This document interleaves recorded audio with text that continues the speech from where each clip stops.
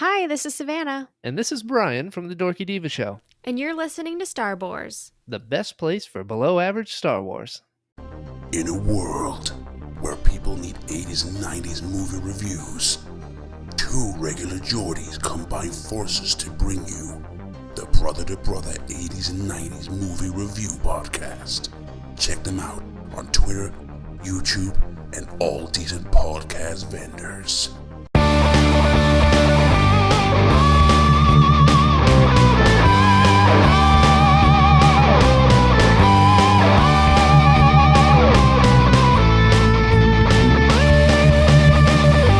Welcome to Star Wars, best place for below average Star Wars.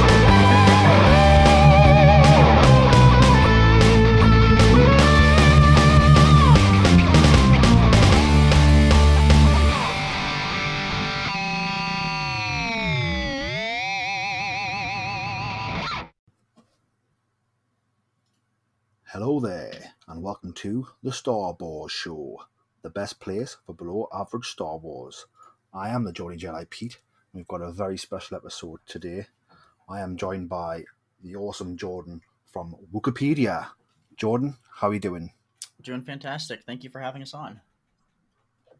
Yeah, it's crazy to think that Star Wars is something that's so huge and has such a history that it needs its own encyclopedia sort of online. And I think that's just a credit to just how big and powerful Star Wars is. Yeah, and it's just so massive that we've reached the point where you need this kind of massive encyclopedia just to keep track of everything. Like at last count, we're now sitting at 176,786 articles just about Star Wars. And that is such a crazy amount of articles when you look at a number like that. But someone who uses Wikipedia, definitely when sort of new content comes out, and if I've heard a name or a name of a character or a planet or a species before, and then I see it come up in future content, is when I tend to use it most, when I'm trying to get just a little bit more backstory. Where have I heard that before?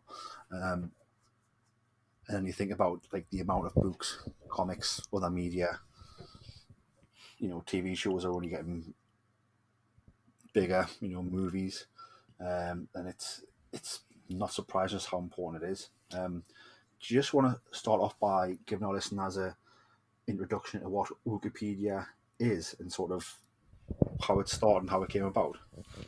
So, for those who aren't familiar, Wookieepedia is the world's largest fan-run Star Wars encyclopedia. You can find essentially, quite literally, anything you can think of. We probably have an article on it. The site itself, as I earlier mentioned, currently has 176,786 articles, and that's maintained by a completely volunteer community. So everyone who works on the site is just somebody doing this in their spare time, just as a hobby.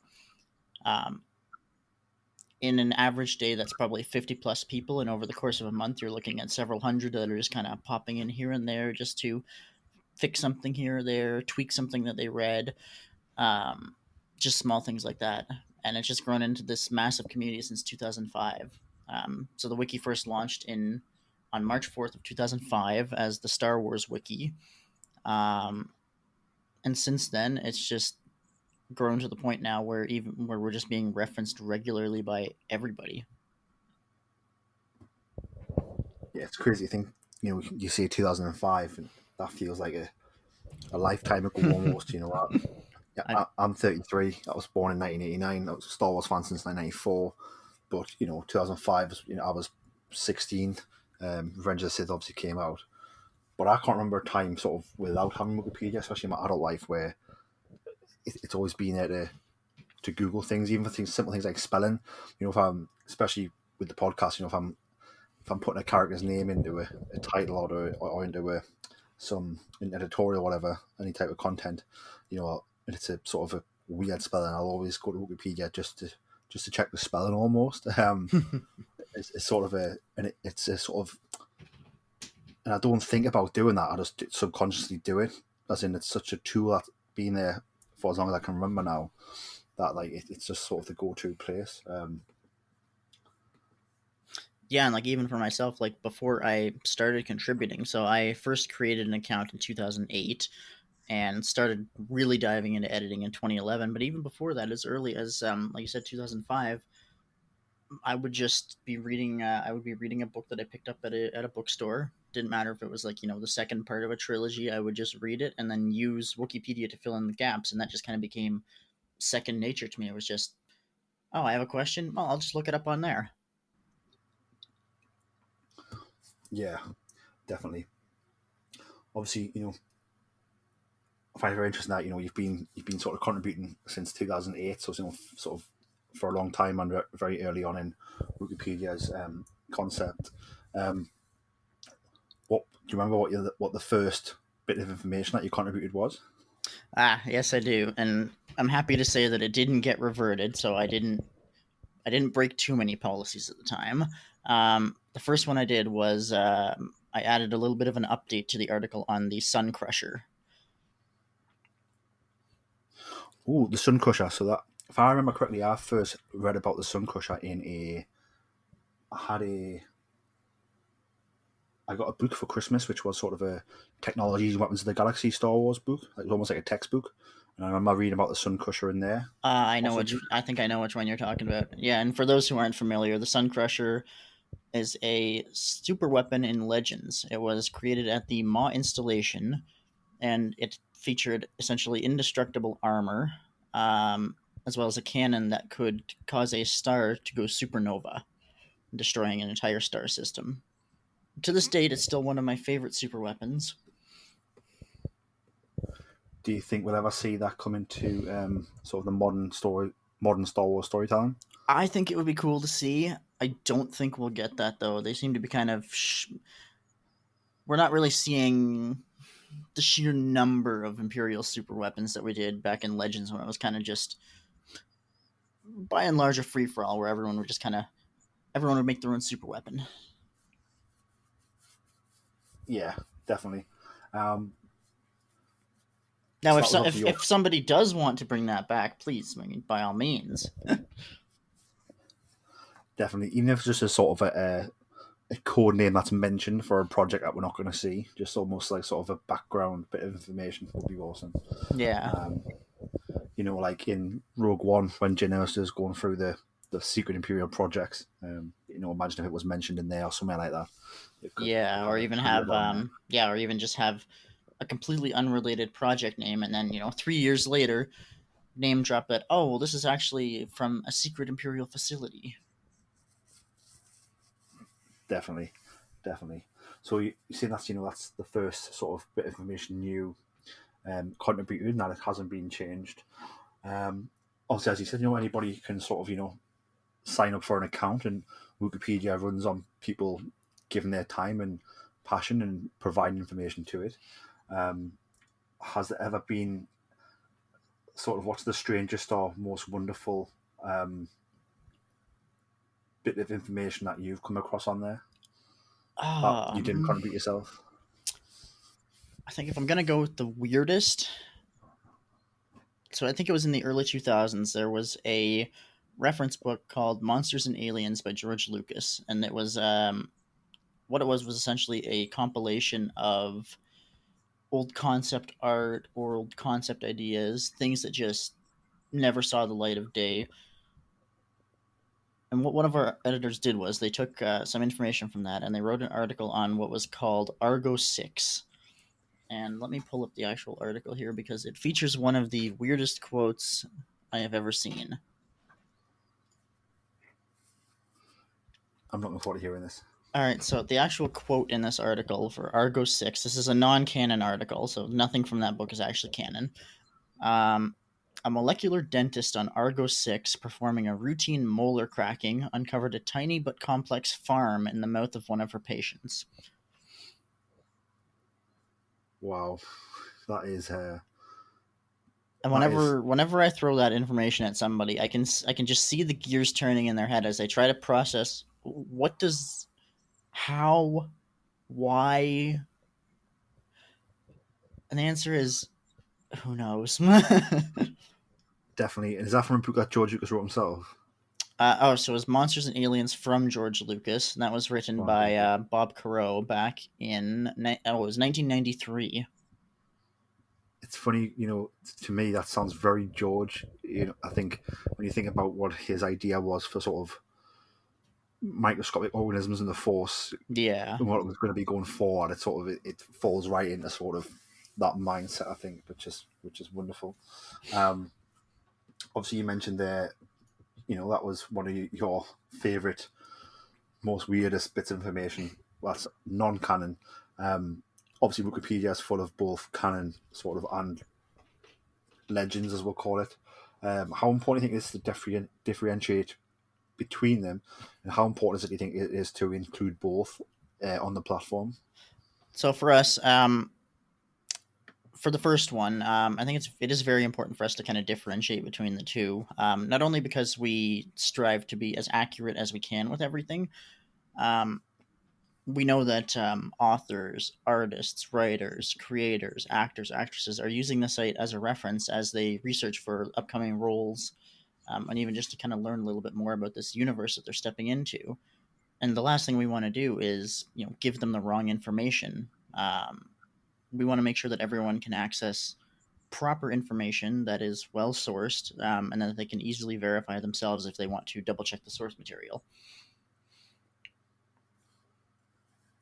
Yeah, that's great. Do you think? Obviously, you mentioned there about people who are creatives and creatives who are going to be working and telling stories in Star Wars, sort of using the platform to help them.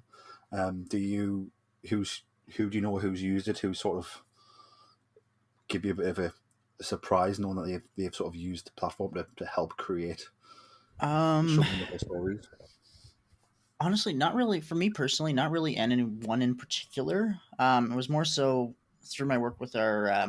So I run our Twitter account, and through that, it was just kind of fascinating to see how many creators and writers were openly just being like, "Oh yeah, I looked this up on Wookieepedia," um, and through that, we were able to kind of get some casual conversation going, and just have gotten to meet so many of these amazing creators that are helping to continue to grow this universe.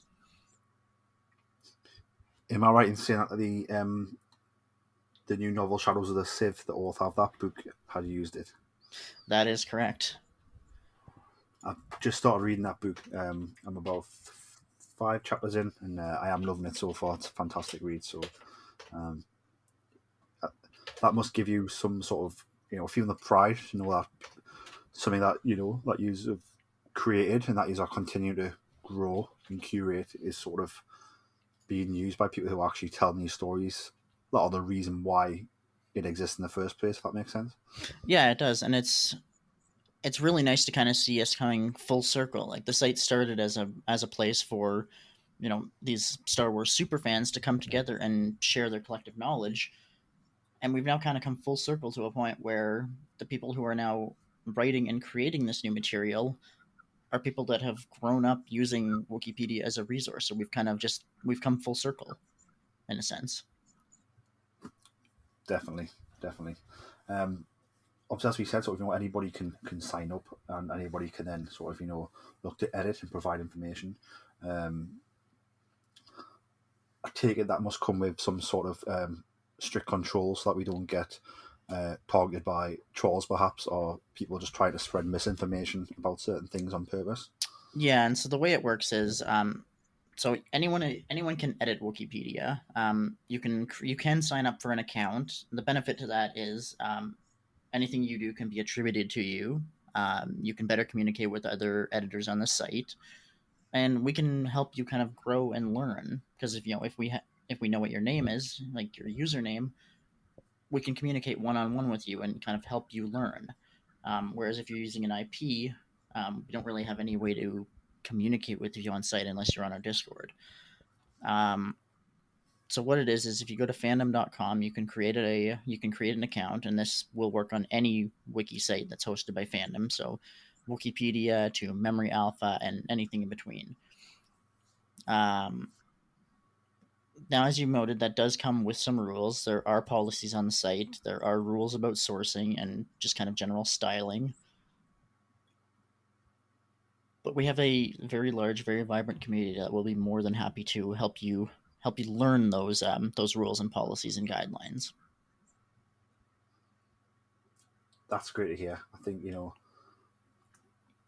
it could be quite daunting for someone new who wants to be involved. But I think the fact that if you do sign up to an account, that you have experienced members there who can sort of be the Jedi Masters and guide the way for these new Padawans who are going to be the next generation of keeping the site updated into the future. Yeah, and that was one of the big things that I saw like through a Twitter, was when I was reaching out to people asking, hey, who's interested in learning how to contribute. The biggest thing that I saw was people that were just saying, I'm scared to. I'm going to break the site, and I can honestly say, nothing you can do will break the site. If you make a mistake, that is totally fine.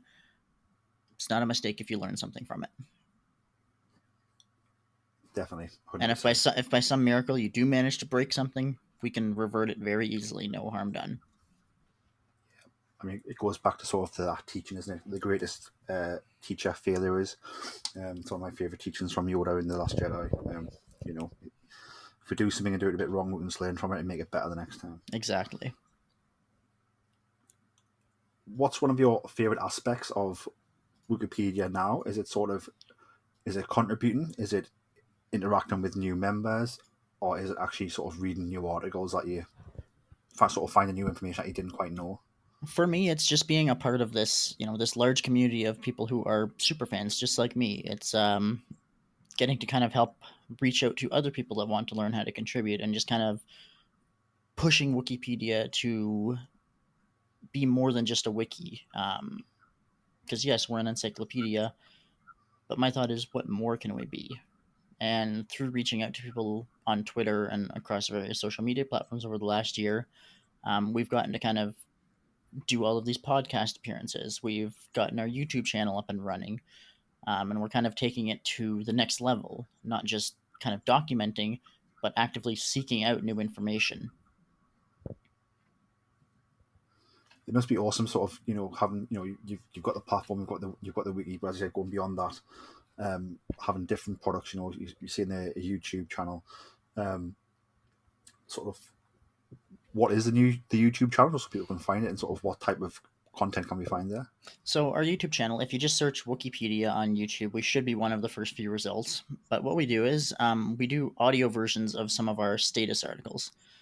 For those who aren't familiar, a status article is something that has passed our peer review process, which essentially means it's been collectively reviewed by some of the best writers on the site, to ensure that everything is as accurate as it can be. And it's written in a way that is easy to comprehend, and it just essentially follows all policies. And the theory, my hope behind this was to help create a more accessible way to view the site. Because let's say if somebody was having trouble, reading the article, you could just pop on a video and just listen to it. Yeah, I think that's the biggest thing, especially with the sort of the current generation of sort of, certainly like teenagers and young adults. Is that I think video. I think they'll access things through YouTube, even if they're not actually watching it. They'll have it on in the background and be listening to it. Yeah, and then that's going to help us become more accessible to an entire new generation of people. And we also host our interviews on there. So we run an interview series where we chat with some of the creators behind Star Wars. Has sort of being involved with Wookieepedia changed how you consume Star Wars media? So let's just take a new product like Shadows of the Sith, for example, the new novel, that sort of deals with Luke and Lando's hunt for OG of Bestoon. When you're consuming that for the first time, are you sort of looking for new things that you can then work into articles? Yes and no. So by and large, when I'm reading or watching something for the first time, I still maintain that looking at it as a fan first. But in the back of my mind, I'm still kind of keeping an eye out for those little subtle nods to other past works. But for the most part, I try to focus on just enjoying it as a fan first, and then looking at it as an editor second. Yeah, I think for me, when I'm consuming stuff, I'm very much there as a fan. But then there'll be certain things that when I read it, it pops in my mind that'll be great to talk about on an episode of the podcast. So I'm sort of like I actually write it down sort of something different, just a quick note, which I don't really set out to do, but I just end up doing it sort of subconsciously. Now with sort of running the podcast for 2 years now, 3 years now, that's sort of just a natural part of me consuming it now. But primarily they're just as a fan, like I said, certain things you read and you go, wow, that's going to be, like, I want to talk about that, I've got thoughts about that, I'll make a note of that to sort of discuss on the show. I'm glad you brought up the topic or the point of writing down little notes as you're doing things, because I am particularly bad for that, especially as I'm just kind of browsing the site at night. So just spinning around in my chair, I see one pile of notes, two pile of notes, four piles of just random notes. Will I ever get to them? Who knows? That's the thing as well, because I leave them lying around, so like probably half of them don't even, once I've wrote them down and I don't find them again, it's like I don't come back there. But I do know people who will like make notes in the actual, say it is a book, a novel, that they'll make notes in the book and like 4 pages have post-it notes tied in that. I don't quite go that far, but I sort of respect that level of detail that those people put into it. I think that's fantastic. It's almost like they're studying for a degree. That's the one of the most exciting things for me, is getting to see new editors come along, and over the course of a year or two, reach essentially what I would define as like master's level English. It's just amazing getting to see people learn and grow and continue to evolve. Speaking of continue to evolve, obviously, we've had, in the last 5 years, a lot of Star Wars content. Some of it pulling from things that were legends and bring them into canon. Take Grand Admiral Thrawn, for example, on Star Wars Rebels. So stuff like that, where you sort of maybe articles just need tweaking from what they were in Legends to canon to move them forward. But then we also have sort of entire new eras of storytelling, for example, the High Republic. How's that been as editors and as content creators to sort of take things you already know and tweak them to take them to match the current canon, then also whole new eras of storytelling that are sort of a clean slate almost? I think it's very cool getting to see things being reintroduced, because not only does a new creator get to kind of mold and shape that character, that concept into what their vision of it is, then you also get a new generation of Star Wars fans that are going to click over to the Legends article and see what came before that. What was the original origin of this, and that's going to introduce them to a whole new world of storytelling. What's one of your favorite things that has come from Legends into canon? Definitely Thrawn. Definitely. What you did with all the Thrawn novels? Yeah, definitely Thrawn, because that was what originally got me into Star Wars, was the Thrawn trilogy, so Heir to the Empire, Dark Force Rising, The Last Command. That was where my journey started. I picked up a copy of Heir to the Empire at a used bookstore, and from there was no coming back out of that rabbit hole. That's sort of great to hear that. And how did it feel, sort of, that being your almost, not Bible, but that's sort of your ingrained introduction into this huge world that we're living as Star Wars fans? When I first saw Thrawn pop up on the screen in Rebels, I had chills. Not only because it's great to see this character you idolized as a child on the screen. They nailed his performance. I mean, they just did a great job with it. Definitely. I think, I was at Celebration London, I think in 2016, when they announced that in the Rebels panel.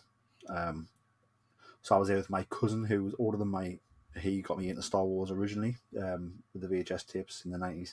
But obviously he was around for was born the same year Star Wars came out.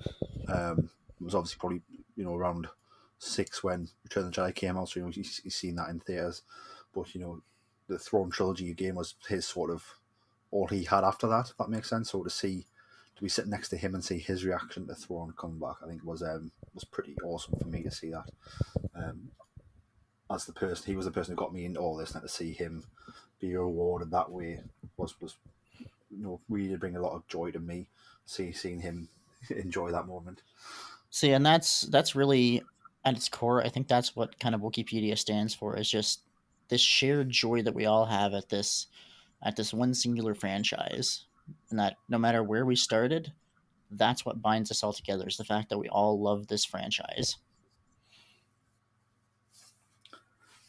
How have you found sort of new things to canon? Like I said, we take the High Republic era. It's not the Old Republic. It's this.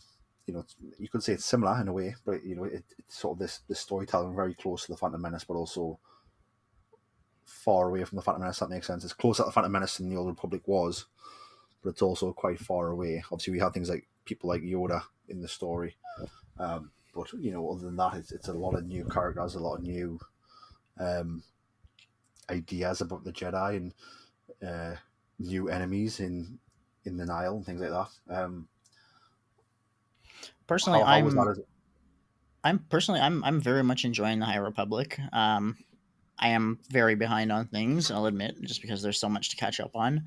But I'm loving getting this this kind of new, fresh look at an era that otherwise, even in Legends, wasn't really explored much before.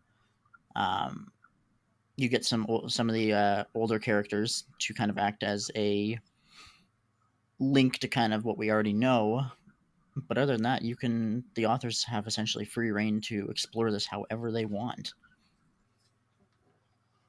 Definitely. And how does that feel as sort of, as Wookieepedia content creator, sort of having this new era to sort of feast upon, but then also find information out of it and then create new articles? I think a combination of exciting and overwhelming. More so excitement. Yeah, because it must be like, sort of, you don't know what's coming, I suppose. So it's a bit like it could go any way. These stories, where, you know if they're bringing people back from Legends into canon, you sort of know what to expect almost. There's some things that change, don't get us wrong, but you sort of know. Then with this, I said I'm quite behind as well, but I am loving it. I think I'm like 3 books into it, and I've read 2 of the comics, and I'm loving it all. But it just is a lot to consume. But I'm loving the fact that it's like I've got no idea what's going to happen. Obviously, I know Yoda's going to live, but Yoda's not really a big part of it. So, there's all these new characters, all these new things happening, and it's like anything could happen here, and I'm just along for the ride. Yeah, and I think the only real constant we've had throughout the entire High Republic series is if Cavan Scott's writing it, your favorite character's going to die. And probably Yes. your second and third favorite characters as well. They're just all going to die. Definitely Walking Dead vibes. Cavan, if you're watching this, please, we love you. Please stop killing our favorite characters.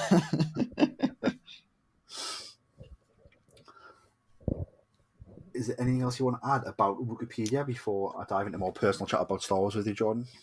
I think the biggest thing that I always normally leave the Wookieepedia topic off on is that everyone is welcome on the site. There's no restrictions. If you want to contribute, you can contribute. Nobody's going to tell you can't. And I think that's just so natural. This natural message that comes from Star Wars and its storytelling. I think so. I think that's great to hear. Moving on from Wookieepedia a bit more into Star Wars and you. What's your favorite new project that's coming up, Jordan, that you're most excited for, and why? I tend to gravitate towards whatever is coming out next. So it was Obi-Wan. Now it's Andor. And it just kind of fluctuates based on what's the next product coming out, because that's what I'm going to be hyped up over. How much did you enjoy Kenobi? Absolutely loved it. It was great getting to see Obi-Wan having the high ground again. It certainly was. Not to mention the fact that we got the hello there, and thing that I think everyone was waiting for. Yeah, I think the hello there. I think the goodbye Darth comment. I think his interactions with Leia were just awesome things that just were pure joy when we watched it. And I think, yeah, and the way that he just kind of was like, goodbye, Darth, it was kind of a nice little tie in to A New Hope where he calls him Darth, where at the time made sense, but then it was kind of a nice way to segue into that, why he called him that instead of Anakin. Yeah, and it's almost like an insult to Yeah, it's Anakin. like, you're not my brother anymore. Yeah. Oh, awesome. I think Andor's going to be fantastic. I've been thinking that since it first started shooting, and I was hearing just how large that shoot was for Andor. I thought, wow, this is going to be a big series. And then we find out it's 12 episodes in the first series, so it's going to be the longest amount of episodes in a Star Wars live action series. Yeah. So I'm very excited for where this show is going to take us. Obviously, the new trailer released this week, which I thought just shows the scope of this. You know, we're going to be going to loads of different places, but we're also going to be going to Coruscant and seeing the Senate again, which I think is going to be wild. Oh, that's going to be great to see again. I think we've all missed the Senate chambers, and seeing Palpatine just kind of manipulate everyone in the direction he wants. Definitely. I liked how it sort of, you could tell it was the Senate straight away, but it also had a sort of more of a grey sheen to everything. Like almost it's stylized to be sort of has this place been sterilized by the Empire? I got that sort of that stylistic vibe from it. Yeah, it's like we know this is the same chamber, but it just kind of has that maybe darker vibe to it where it's like, you know, this is the same place, but there's just something not right about it. Definitely. I think one of my favorite aspects of the show, which I didn't realize was going to be an aspect of the show until we sort of saw trailers and press for it, was that we're probably going to get quite a bit of Mon Mothma in this series, which I think is probably about time to see that in live action told. So I'm excited we're going to get like Cassian, but also looks like we're going to get a sort of a Mon Mothma story in the background as well. And obviously something that's probably going to be great for Wookieepedia. We're going to have to change some articles as Saw Gerrera is back, so we're probably going to get some new entries for him. Oh yes, I'm still kind of terrified about the fact that they're releasing the first 3 episodes at once. Yeah, I'm contemplating having to use like annual leave entitlement, like holiday entitlement at work, just to on the day to watch it all. Then maybe the next few days just to then watch them again and get my head around it. Yeah, it's going to be a lot to take in all at once. Obviously, the push to date from the end of August to sort of end of September now, so about a month-ish. They didn't really say why, but I imagine it's due to Disney Plus. It probably makes more Disney Plus. What's the word? My brain's gone blank. Sort of the way they're releasing content, I imagine it just makes more sense for them to release it then rather than a sort of an issue with the show. I imagine. The fact that they push it then they're giving us 3, like. Yeah, and I feel like the fact that they kind of had to push it back a little bit had something to do with the fact that they're doing 3 episodes at once. So it's kind of a, yes, we had to push it back, but we're going to give you this in exchange. And you know what? I think that's a fair trade. Definitely. And we got an awesome trailer to let us know that, so it was a bit like, it's all right. Everything's wonderful. It's okay. The only thing that scares me is the fact that in an interview, Tony Gilroy openly said that the series will mess with Star Wars canon. And his exact quote was, and in some cases, this is his quote, and in some cases, what we're saying is, what you know, what you've been told, what's on Wookieepedia, what you've been telling each other is really all wrong. Well, and it's like, Tony, what are you doing? Are you just trolling us? It's funny because I would like to think that he's probably talking about maybe 1 or 2 key things in the episode, in the series, but I think, you know, if that story hasn't quite been flushed out, and they're going to flush out a bit more here, and it's going to change a little bit then. My personal theory on it, and this is just my speculation, is that it's going to be showing the rebellion as more, maybe not the good guys, maybe showing some of the terrible things that they actually did in their war. Because we know that Cassian already hinted at that during Rogue One, that, you know, it's not all sunshine and rainbows. Yeah, and in Rogue One, they're very hesitant to go to Saw Gerrera. So, but we do know in Star Wars Rebels, Saw Gerrera's with them, so he must do something that gets him sort of excommunicated from the Rebel Alliance. That they feels too far, I'd imagine. So I do we think see that we're here where I think we'll definitely see some dark moments to do with like maybe assassinations, maybe not so much caring if civilians get in the way of the Imperial target. definitely, and then also just look at Rogue One when the way Cassian takes care of that informant who can't climb out the hole. Yeah, he Um, just openly shoots him. yeah, so we've seen that. Obviously, going beyond Andor, is there any new books or comics coming out that you're excited to enjoy? Um, that also kind of tends to gravitate to what I'm reading. So right now I'm doing the new Padawan novel by Kirsten. And I'm loving it so far. I'm loving this kind of new look at Obi-Wan Kenobi. Have you read Brotherhood yet? I have not. It's sitting on my bookshelf right next to my bed. And I've actually, let me just pull up article. Brotherhood. It's been sitting on my shelf for a couple of weeks now. And I've talked to Mike Chen a couple of times about it on Twitter, and I just haven't quite got there yet. Yeah, I'm the same. I do have the book. It's on my list after I finish Into the Dark by Claudia Gray from the High Republic series, and I'm reading Brotherhood next. We actually, I believe it was him. Let me just double check, make sure I'm getting the right name. It was Mike Chen who wrote Brotherhood. Yeah, it was Mike Chen. He actually joined our Discord. I think it was just after the release of the novel, and we ended up spending like an entire night just chatting about some of the behind the scenes stuff, where he got some inspirations from, and it was just great get that behind the scenes look at the actual creation process. That's pretty awesome to have sort of someone come in and be speaking about that with you. I think that again goes to show just how integral the platform is to everybody who enjoys and uses Star Wars to create, whether it's podcasts that's checking for information, whether it's in actual people creating Star Wars stories and using it that way. Yeah, and we kind of fill that void where we kind of have the ability to connect everyone together with this shared database.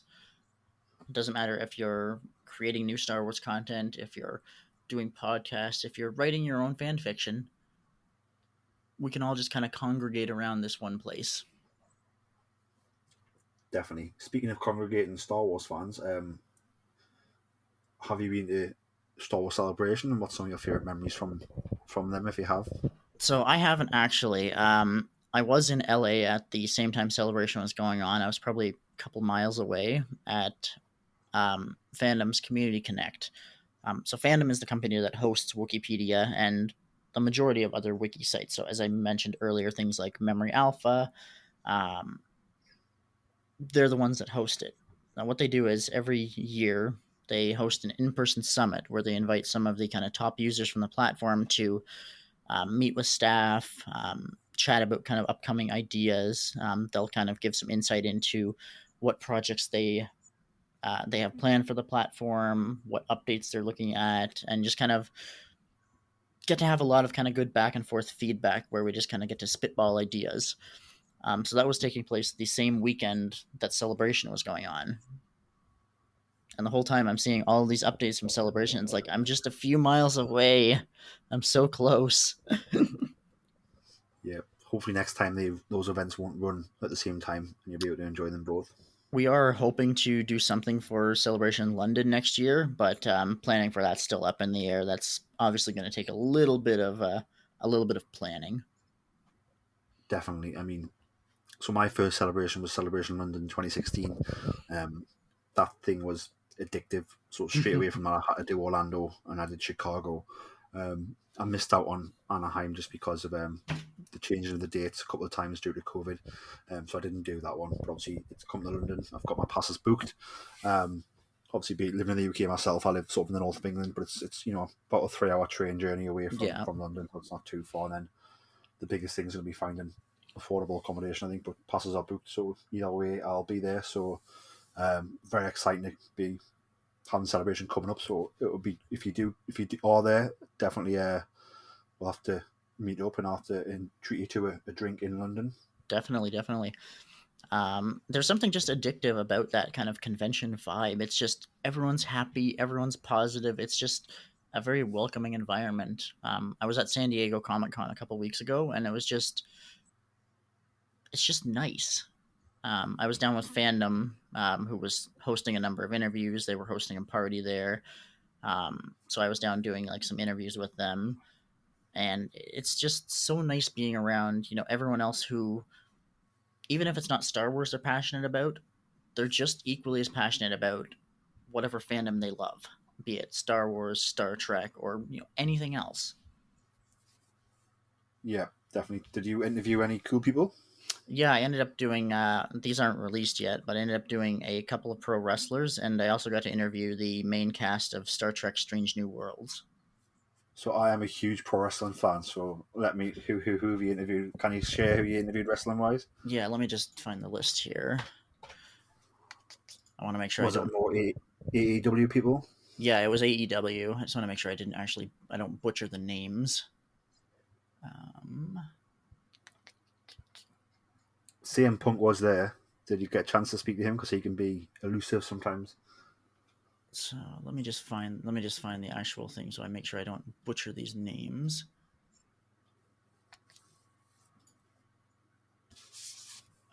Where is it? Just bear with me. Do you watch pro wrestling yourself? I do not. I've just never really gotten into it. So the ones that I ended up interviewing, where the heck is the finalized list?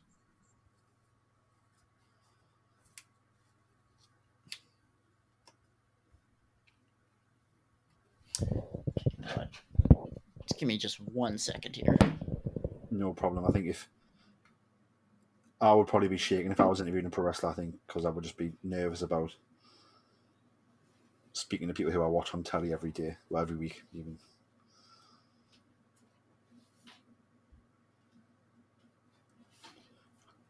How did you find the interviews? Obviously, as someone who doesn't watch the product, sort of all right, or Okay, so here it is. So the ones that I was interviewing was CM Punk, Britt Baker, Darby Allin, Jade Cargill, and Orange Cassidy. wow, so that's all the big hitters on that company.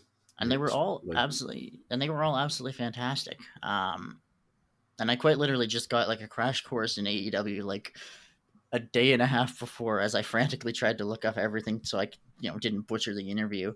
But they were just all absolutely fantastic. That's great to hear. I'm glad. Yeah, I watch AEW sort of every week, so that's quite awesome that you got to experience that. I think the interview from that is going to be releasing sometime this week, I want to say. I believe they're into that day now for releases. And those will be on fandom.com. Spot on. Did you see anybody, sort of, any big names that you saw maybe in the distance or in the same room as? I think for me, if I was at San Diego Comic Con, I'm a big fan of Kevin Smith. So if I seen him, even if just from the other end of a room, I think I would. I think pretty crazy. So I spent probably about half the time just hanging out in Fandom's press room, just kind of chatting with staff, just kind of meeting all these people. I think the two biggest names I got to meet was, aside from the cast of Star Trek, was probably Danny DeVito and Tara Strong. Wow, that's pretty awesome.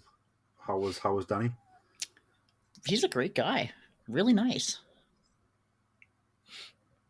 That interview is actually up already too. It was one of my friends who was down volunteering also who did that one. But it was just all so much fun, kind of getting to explore this new world of helping to create new content instead of just kind of looking at other people's interviews, getting to kind of do them yourself and kind of ask the questions that you want to ask. Yeah, definitely. I think one of my favorite episodes of this podcast was some friends of mine created their own Star Wars audio drama. So I had those on for sort of a deep dive interview into how they created the audio drama and sort of the insights into it. And that was sort of me interviewing them about that. And that was fantastic. Do you know what I mean? Oh, that's cool. Speaking of, obviously, you've been to San Diego Comic Con. Did you pick up any awesome merchandise when you were there? Well, I didn't spend as much as I did in LA. I still probably spent more than I should have. I did come back with Lego Mando N1 Starfighter and a couple of books, as was Are you expected. are you quite a big Lego collector? When I can, yeah. It's Star Wars Lego is just so beautiful to display, and it's just so satisfying just to kind of have like a shelf with all of it up there. It's just Certainly is. it's just so expensive. Yeah, that's the biggest problem, I think. What's your favorite piece of Star Wars Lego you own? I'm gonna have to go with the Imperial Star Destroyer. Is that the big build that came out? Was it 2 years ago? I think it was. No, it was probably around. I probably would have gotten that around 2017. And there's just something satisfying about looking up and hey, there's a Star Destroyer. Yeah, well, so it's almost just like that Andor trailer when the Star Destroyer goes overhead. Yeah, it just kind of flies right in. Takes your breath away whenever you see that type of shit. Other than Lego, do you collect any other types of Star Wars merchandise? Any figures, perhaps? No, I've just never quite really had enough space for that. I would love to, but for the most part, I stick with just books, comics, games, and obviously Lego. So I did snag a couple of lightsabers though while I was down in LA. There's a few of us ended up going to Disneyland with one of our other administrators who lives in the area. Also, those are the ones from Doc Ondoors. Yeah. Who did you pick up? Did you pick up the Legacy lightsabers of sort of the characters? Yeah, so they have the Legacy ones, and then they have the Savvy's Workshop where you make your own, don't they? So I ended up actually doing both. So Fred is one of our bureaucrats on Wookieepedia, and he also works at Disneyland. So he planned out a full day for me and another editor that were there. He pre-booked us some lightning passes, pre-booked the build your own lightsaber, and he just made sure we got to experience everything while we were there. So I ended up snagging the build your own lightsaber. I snagged Ahsoka's twin sabers. I got Kylo Ren's and I got Dooku's also. Fantastic. Which one's your favorite? I'm gonna have to go with the build your own one, just because it's something satisfying about kind of putting your own lightsaber together in the way you want with the components that you picked. How is that as an experience as well? Sort of the actual how they make that into a sort of a theatrical experience. It's honestly surreal. The cast there are just absolutely amazing. They make it fully immersive, and you feel like you're in there in that moment. Yeah, and it's so cool. It's so cool how they'll incorporate their own acting skills and styles in with everything they have going on in the background with audio, lights, some video. It just kind of all blends together perfectly. It's something that when I've heard people's stories about it and seen clips, I'm very desperate to sort of get myself there and enjoy that. Obviously, I haven't had a chance to yet. Lightsaber wise, I think it's getting discontinued soon, actually, but the one I really want is the Ben Solo one, so the one before Returns. Sort of from the one that we've seen the Charles Soule comic, I think. Yeah. I know whenever I make it out there again, I will definitely spend more money than I should, and I will not regret anything of it. Yeah, I think when the pandemic started, I started collecting sort of vintage Star Wars figures, so not mint on card or anything too expensive, but just loose. Ooh. Which lightsaber was that one that we've just heard? Oh, I accidentally. Totally didn't even mean to, but I accidentally bumped the handle of the one that I had built. That sounded fantastic, so don't apologize.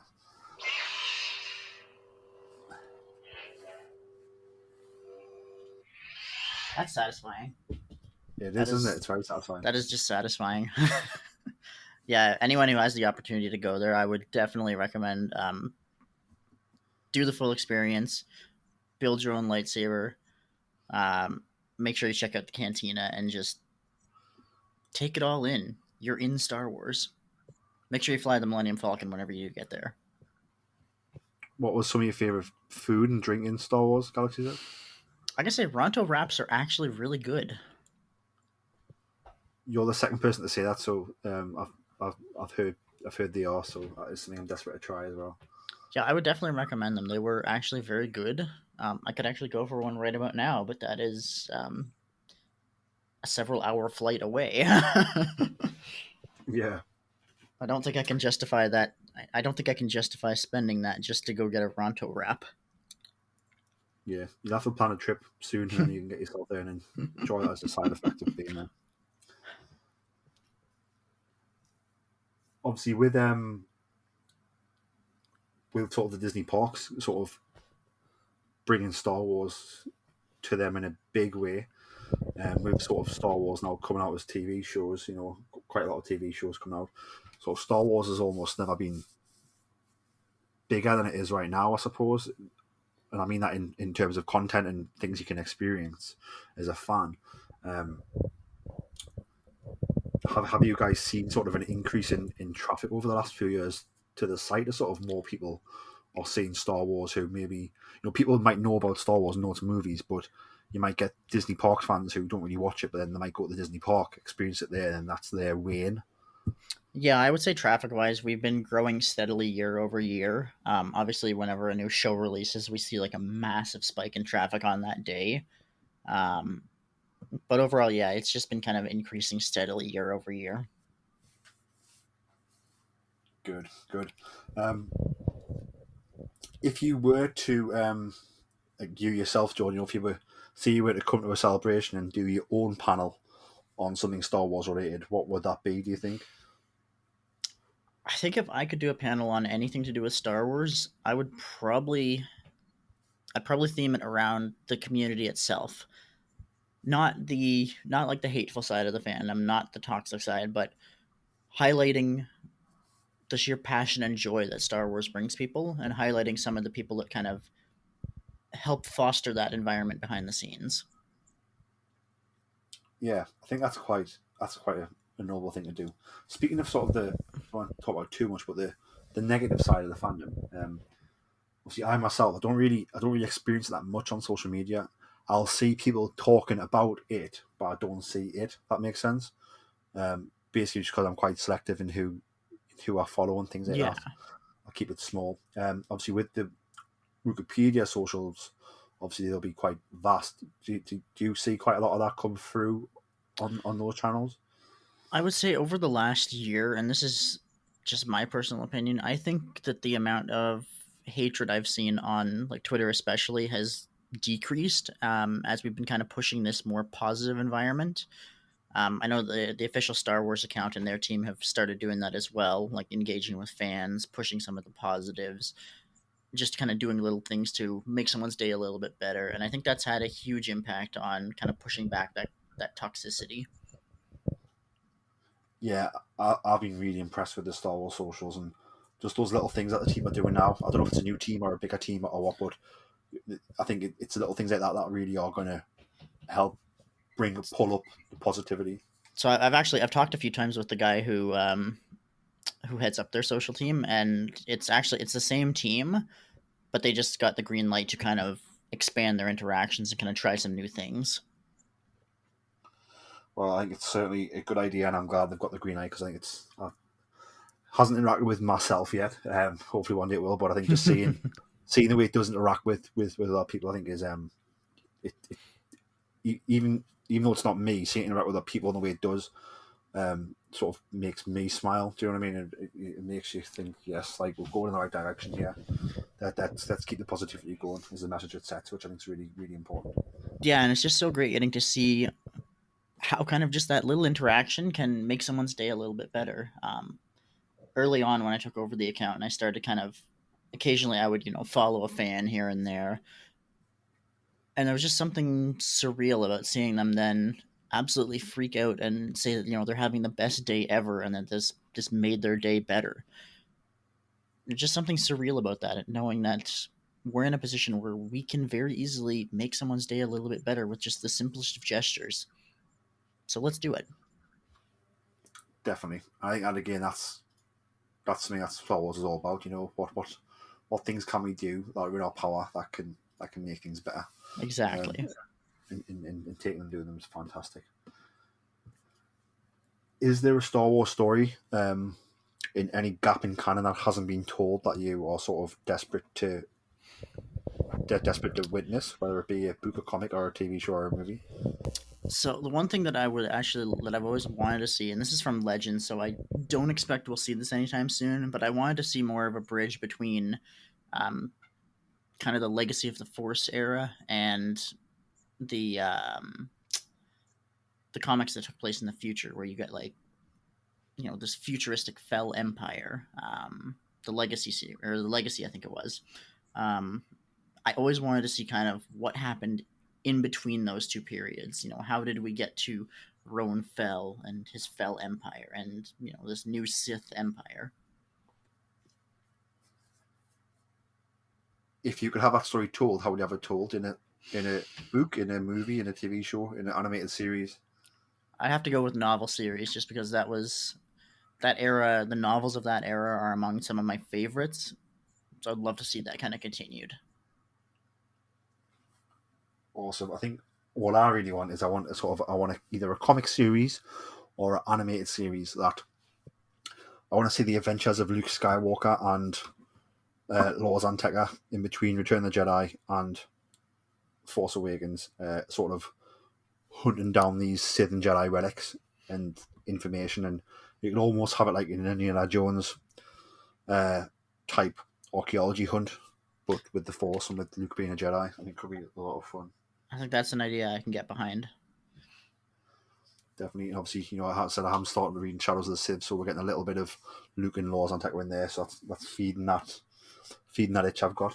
So I'm very happy. I think one thing I would love to see, I want to see a series, either animated or live action. I want to see a series that focuses on the Empire. So, have maybe one focusing on TIE fighter pilots. What's it like from their perspective? See things from a different lens, so to speak. Yeah, definitely. I think one of my favorite things about the book Lost Stars, I call you agree, is we get that sort of Imperial and rebel feel for the two characters of like one person who's on each side, and like both are trying to do the right thing and both think that each other are right, if that makes sense. So it does shed light on it that way. It gets like hinted at in that book.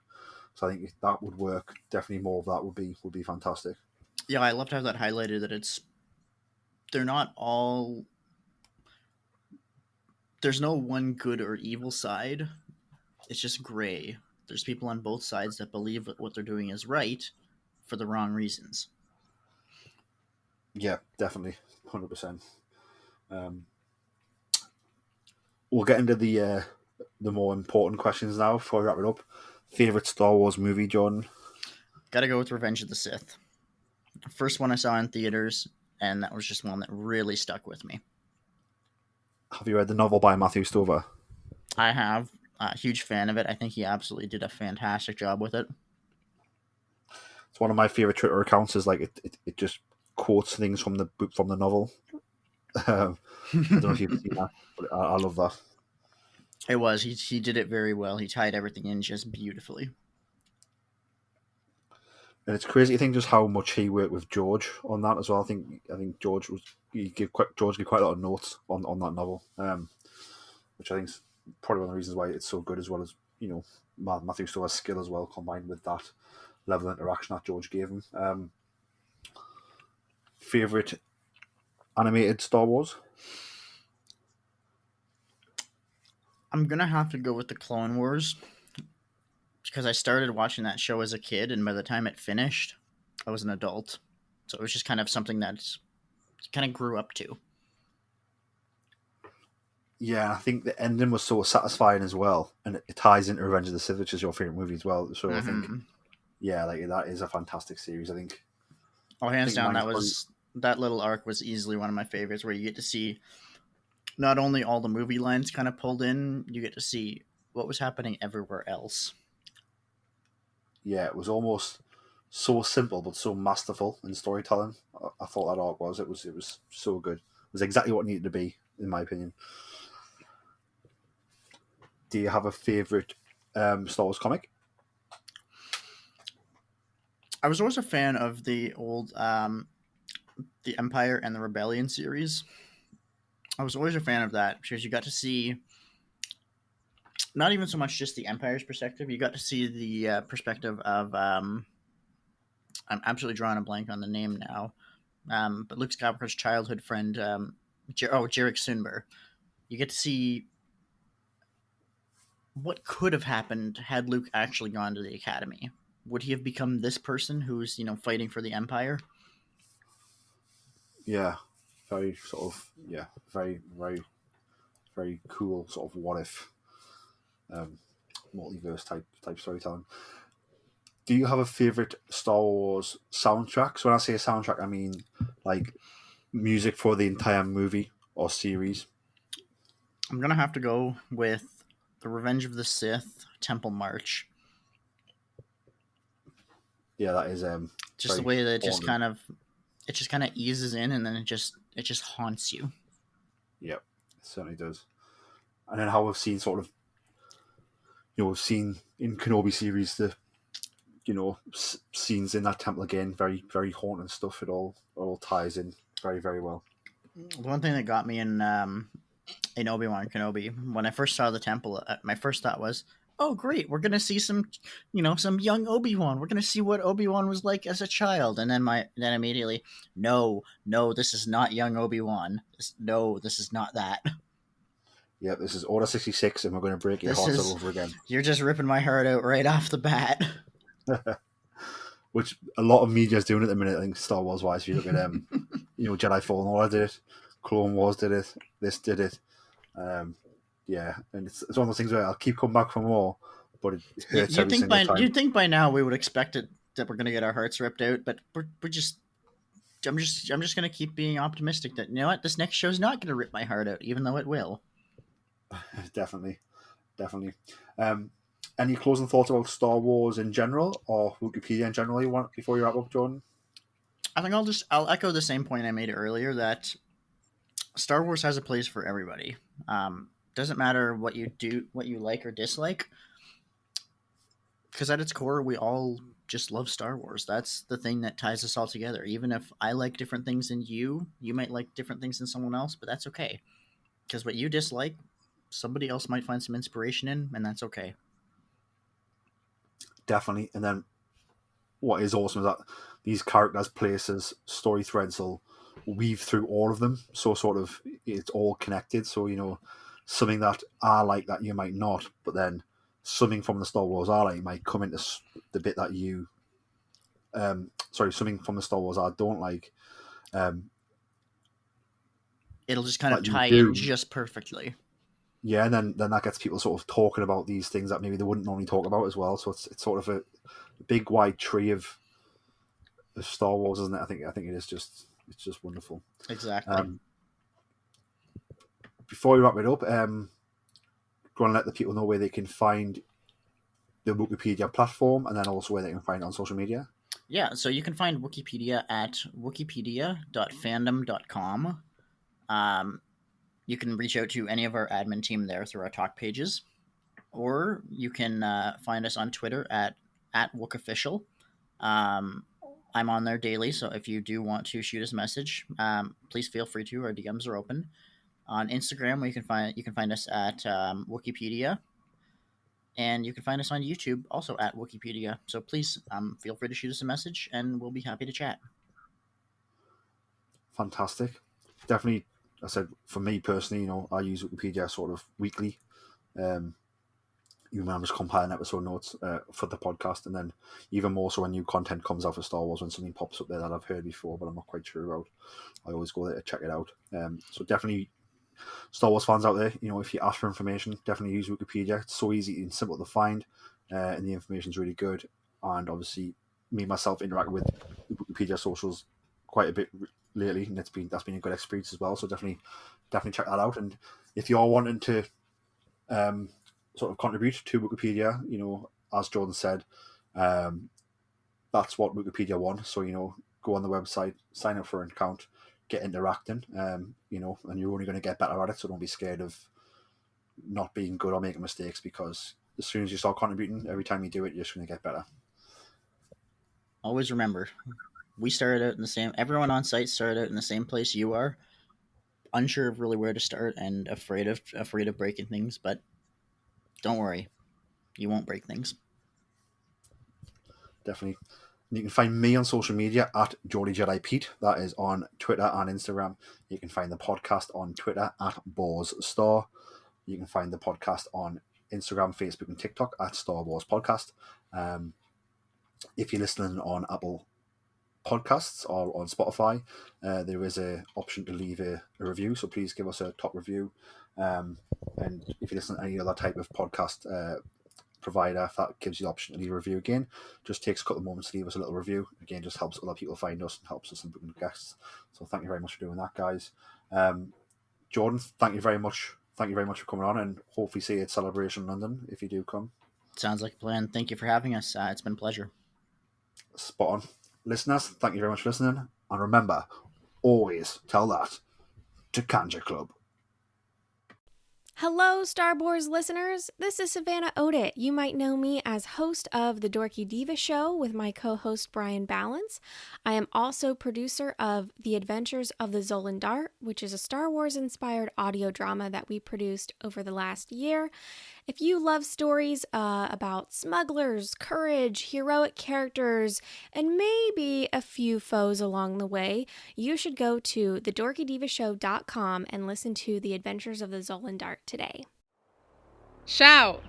We've got your pigs. Were any of the critters harmed? What did you do now? I didn't do anything. I just freaked out for no reason. It was nice doing business with you again.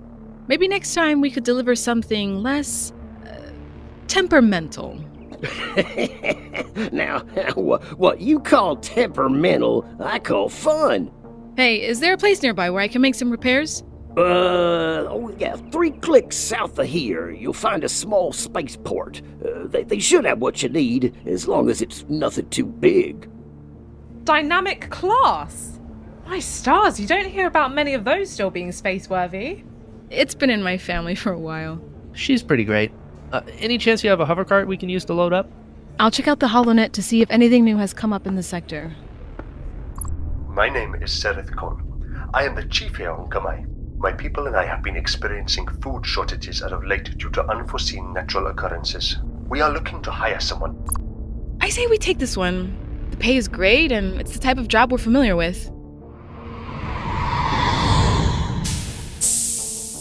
Welcome. You must be Captain Otoa. I've already sent word to Pac 2 to expect you in the next cycle or so. You told him we were coming before we even accepted the job. That's rather presumptuous, isn't it? Perhaps, though once I received confirmation that you were interested and on your way here, I couldn't help but hope. Fair enough. Well, we'll be back as soon as we can. Well, that's not good. Is that blaster fire I hear? So you're the one. Captain, it sounds like they want to do this the hard way. I love when they got some fight in them. This is bad. This is bad. We're about to have a lot of company.